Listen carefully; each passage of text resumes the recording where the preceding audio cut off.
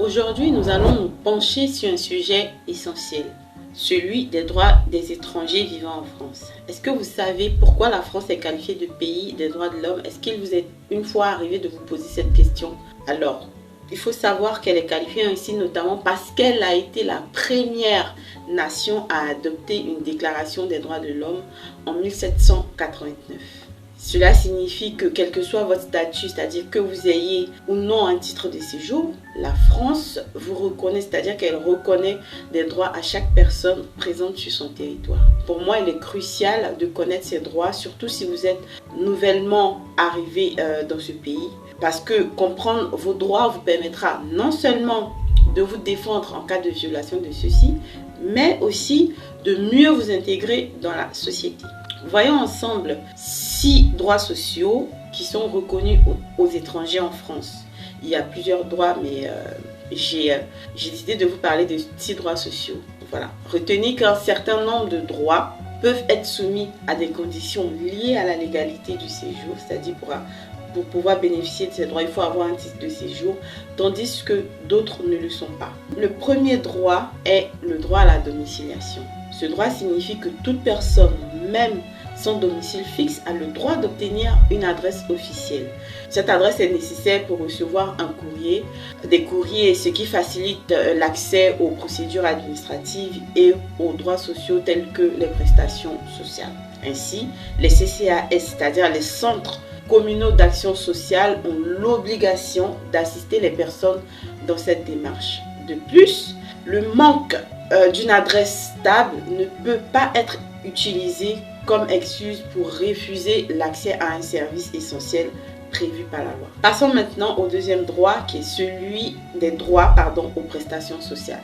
Différents organismes comme la Caisse d'allocation familiale, connue sous l'acronyme de CAF, ou les maisons départementales des personnes handicapées, c'est-à-dire les MDPH, examinent les conditions d'attribution des prestations et si ces conditions sont remplies, s'ils jugent que c'est le cas, l'organisme doit accorder les droits aux prestations demandées, tout simplement.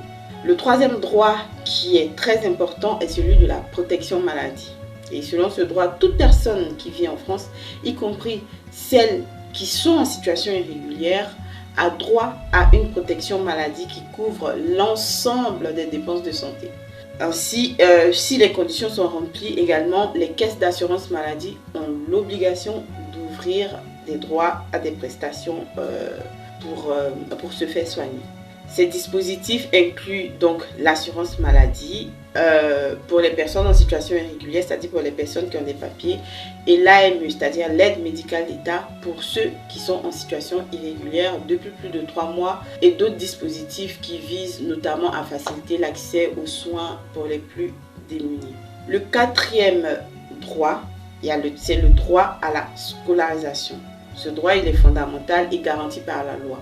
Selon ce droit, chaque enfant ou mineur de 3 à 16 ans doit être scolarisé en France et il existe des sanctions, en cas de non-respect de cette obligation par les parents. Donc, pensez à scolariser vos enfants. L'État doit donc s'assurer de l'inscription dans une école, que cela se fasse sans frein juridique ni administratif. Au-delà de 16 ans, bien que l'instruction ne soit plus obligatoire, elle reste tout de même un droit. Le cinquième droit dont je vais vous parler, c'est celui de l'accès à l'emploi et à l'assurance chômage. Il faut savoir que ce droit peut être restreint, en particulier pour certaines catégories comme les étrangers sans papier ou certains étudiants originaires de certains pays spécifiques. Il faut savoir que ce n'est pas tous les étudiants étrangers qui ont la possibilité de s'inscrire à France Travail. Pour bénéficier des indemnités chômage donc à France Travail, il est nécessaire de justifier d'une période d'activité salariée. Par exemple, pour les moins de 53 ans, il faut avoir travaillé 6 mois au cours des 2 dernières années. Tandis que pour les personnes de plus de 53 ans et plus, ce délai s'étend jusqu'à 3 ans, c'est-à-dire 36 mois. Enfin, le 6e droit est celui à l'accès à un compte bancaire. Et ce droit est reconnu.